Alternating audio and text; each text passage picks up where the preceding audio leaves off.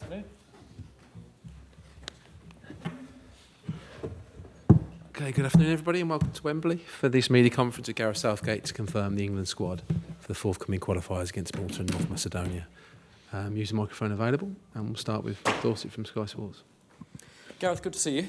Look, I've got to start with a bit of a sombre one because it's Sir Bobby Charlton's funeral on Monday, and we'd be remiss if we didn't ask you about that first, I think. A huge moment of kind of sadness and celebration, I think, obviously for Manchester United fans and England fans, but I think everyone in football is going to be touched on a day like that, aren't they? An occasion like that? No question. I think, so much has been said and it's difficult to add anything that carries any further weight, but I think respected around the world, really, and clearly you'd have to say our greatest ever player. When you think of not only the World Cup but also winning the European Cup and everything he did at club level as well. So very sad. We're fortunate to have met him a few times and incredibly humble. So yes, our condolences with all his family and but hopefully when we get the chance to honour him at Wembley, almost a celebration of his life, really, because I think he absolutely deserves that. Thank you. Right, onto the squad matters. I've been saying for the last couple of days that whether Raheem Sterling was involved in this or not, it would be the headline. He's not in. That's 5 consecutive England squads now he's missed. Can you explain why? I think a year ago it would have been unthinkable that he'd miss 5 England squads, such was his importance to you and England. How difficult is it going to be for him to force his way back in for the Euros now, when there's only one more squad you've got to pick between now and then? Well, the door is 100% open, not only for Raheem, but for other players that aren't in this squad. So there's no doubt about that. We don't need to know about his quality, his personality.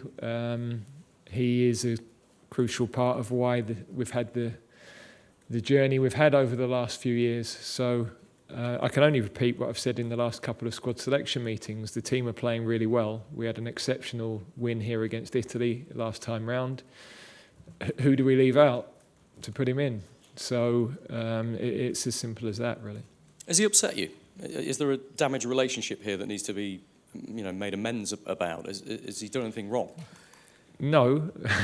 It's an important question because people will ask that, Gareth, about whether there's a breakdown in the relationship between you and him. But who am I leaving out to put him in? It's been so important to this England squad for your first 6 years. Only Harry Kane has played more games for England in the run-up to and including the World Cup, and Raheem Sterling hasn't played since the World Cup. That's pretty marked, that difference. Yeah. Look, he wasn't available in March or June, so the team had started on a good run. We won in Italy for the first time in 60 years. The 2 performances in June were excellent. So we've stuck with that group. We've stuck with that group pretty much through this qualifying campaign. We've deliberately not made many changes because we've felt that that's been fair to the guys that have been in the squad. Performances have been excellent.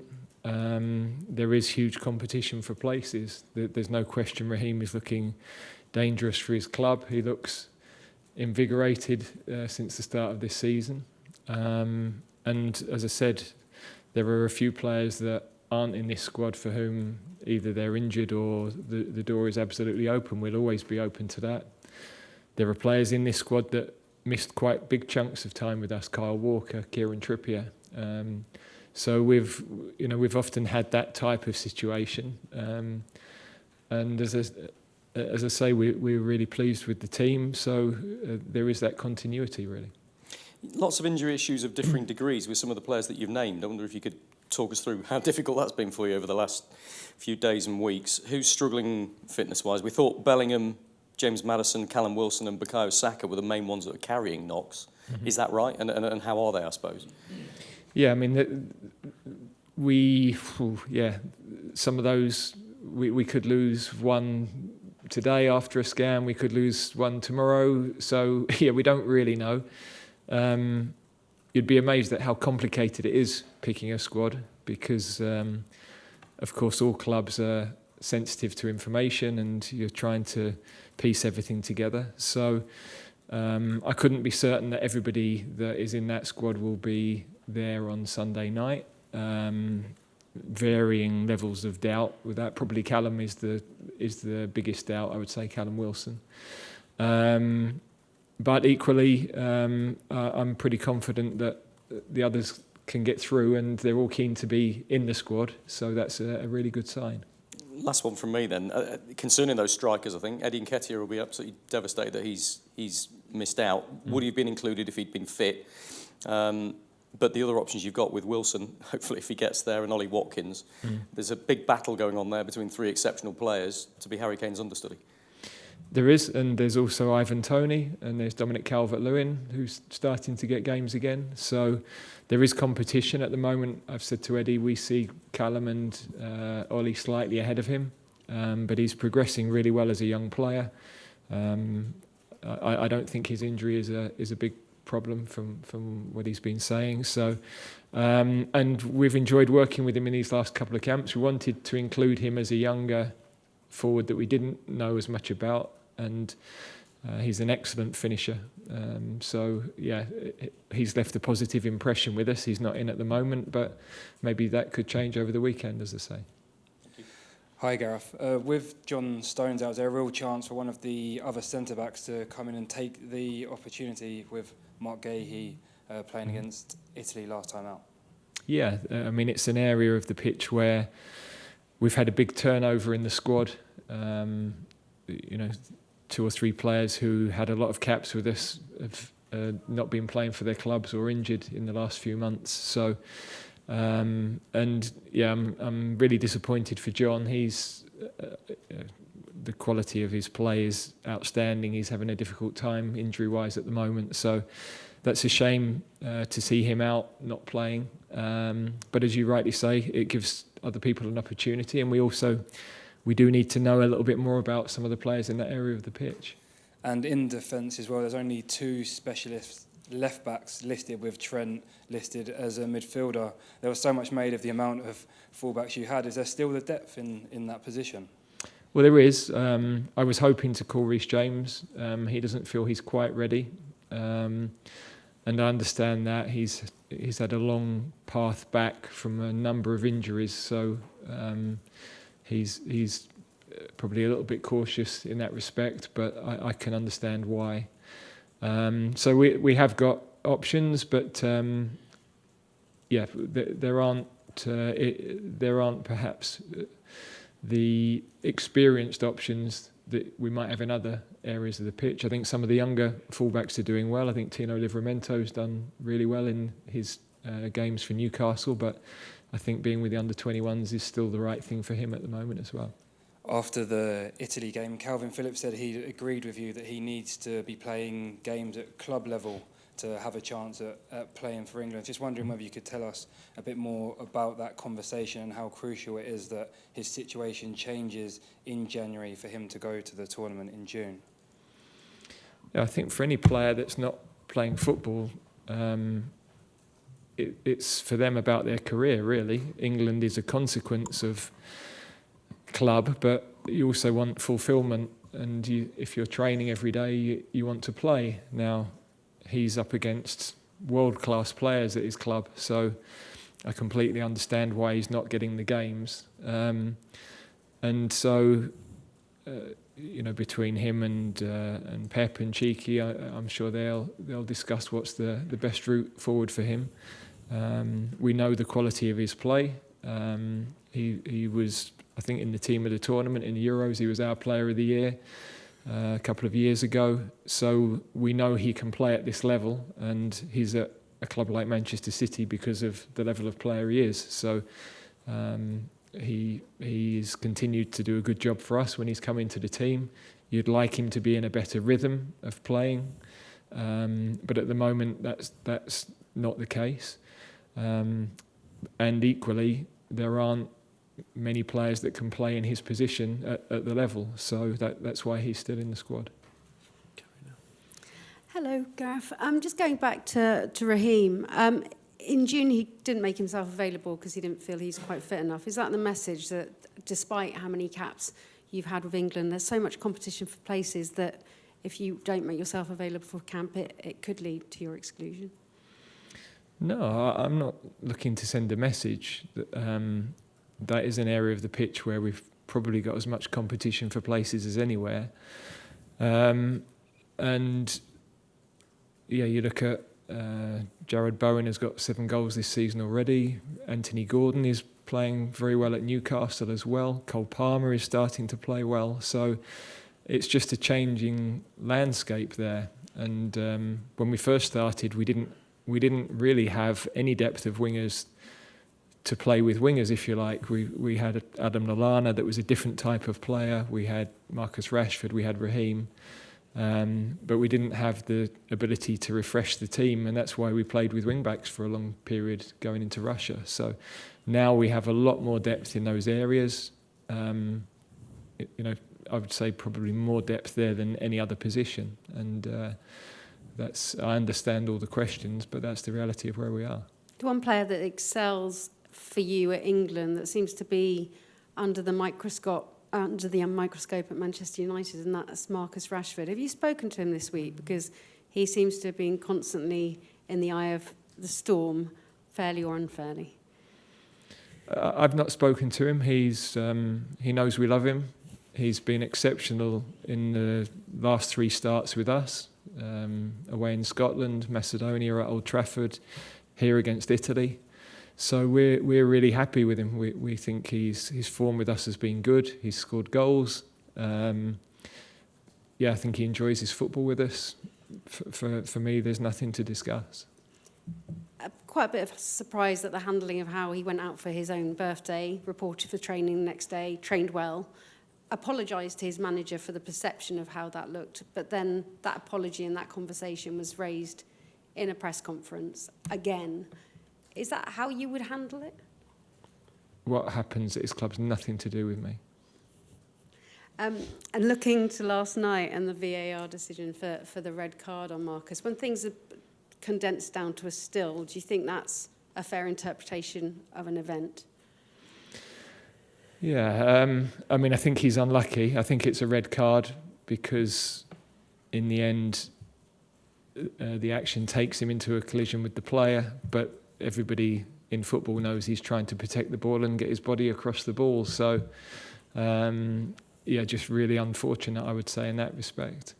And Chelsea against Tottenham at the Tottenham Hotspur Stadium, a lot of the time on the pitch with players static, waiting for decisions. You inherit these players, and it's exactly how you pick up hamstring injuries, muscle injuries. Is that a concern for you? You must be quite glad watching that. You're not a Premier League manager at the moment. Well, I was bored watching the game. I was at the game, and it just kept stopping. So, never mind the players, what about the fans? Now, the flip side of that is, I think all the decisions were right in the end. So if that's the purpose of the game, then fine. But yeah, it's sucking the enjoyment out of goals. And I think the ball in play time for that game was incredibly low, even though we had 21 minutes of extra time. So yeah, that would be, well, I talked about VAR a month ago. There's no point in me going over what I think about it. Would you like to see automated offside, semi-automated offside coming into the Premier League, though? I'm not really bothered. Let's let the linesmen put their flag up like they always did. If we want to give the benefit of the doubt to the forwards, as used to happen, that's fine. We're looking for perfection in an imperfect world. There'll always have to be decision-making, interpretation. So let's just accept the referees and lines' decisions and crack on with the game. Do you think the line between clear and obvious has been taken too far the other way? Well, I think if you search for problems in a penalty box, if you want to freeze any corner, then you could give free kicks, penalties either way, easily. So it depends what the purpose of the instrument is. I've said before, I wasn't for it at the start. I've seen nothing to encourage a change of opinion. Harry Maguire regularly starting now for Manchester United, a player you've backed for a long time, a player that many questions why you were calling him up for the squad. How happy are you to see him being a regular name in that starting lineup? Yeah, it's great. I thought it might be the first time we wouldn't get a question about him. So, no, it's clearly you want your players to be enjoying their club football, and he's battling for the team. So, yeah, I'm really pleased for him. Yeah. There's battling in the 80s, Gareth, and there's battling in 2023. Now, Ten Hag assures us that all concussion protocols went through with Harry, but I was there, and there were areas where it seemed like he was stumbling. Is that something you would like to have another little chat with your team about, on the importance of a player that we can see that really wants to prove himself and fight for his club, but maybe there's a boundary to that? Well, I think we've got to respect the medical team, that they've gone through the protocols. As a coach, that's always out of my hands now, because as a coach there is a risk you'd always want a player to continue, but I think we all accept now that the protocols are really tight, and if that decision's made, then the players have to come out, and that's where we are. So they've got very experienced medical people there. I'm sure they went through the right procedures. Thanks, Gary. If we go to James Ollie there. Hi, Gareth. One of the defensive options you haven't mentioned is Ben White. Is he available for selection? I assume so. Ben's been very solid for Arsenal. He is a different profile of fullback. He's a centre back playing at fullback, really. So. And he's obviously doing a good job for his club. He's just behind a couple of others in our reckoning. Because obviously he's not been called up since the World Cup, which he left prematurely. Mm-hmm. So he's been left out purely for footballing reasons. There's no lingering issue off the back of that. No. Again, we've got Kyle, we've got Kieran, we've got Trent, we've got Reece James. So it's a position where we've got strength. As I said, there's a couple of good young ones coming through, and again we're on a good run. The defence are playing well, so that's where we are. And just finally, just one on your contract, if I can. You're obviously out of contract next summer. Do you expect to have any discussions about that before the Euros, or will you leave it till afterwards? No, I'm out of contract next December.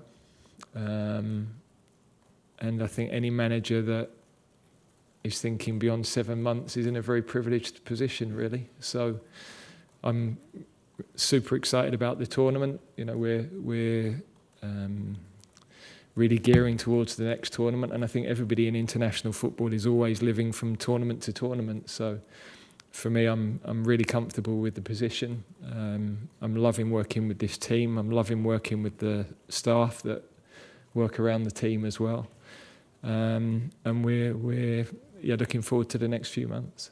In your guts, do you feel like you want to stay on to 2026? I've not even thought about it at all. The last time we played Malta here, I found out I was taking the team 4 days before the camp. Most things I've done in my life since finishing playing, I didn't know anything about until a few days before they happened. So I'm not one that has ever sort of had a plan in my mind of what my career would be, or let's just enjoy what we're doing, try and do it as well as we can, and crack on with it, really. Would be 10 years, though. A decade as England manager would be quite an achievement. Yeah, but I'm not interested in just racking up games or, racking up years. It's about, going and being the best team we can be and taking on those challenges. So I'm not just here to collect caps, or it's about doing the job as well as I can and being excited by it, motivating the players, having the level of performance that we've had for 6-7 years. We've been in the top 5 for the last 5 years. I think that's good, consistent performances and results that would indicate. So I'm genuinely not thinking about that. Thank you. Okay, we'll wrap it up there. Thanks for your time today. Thank you.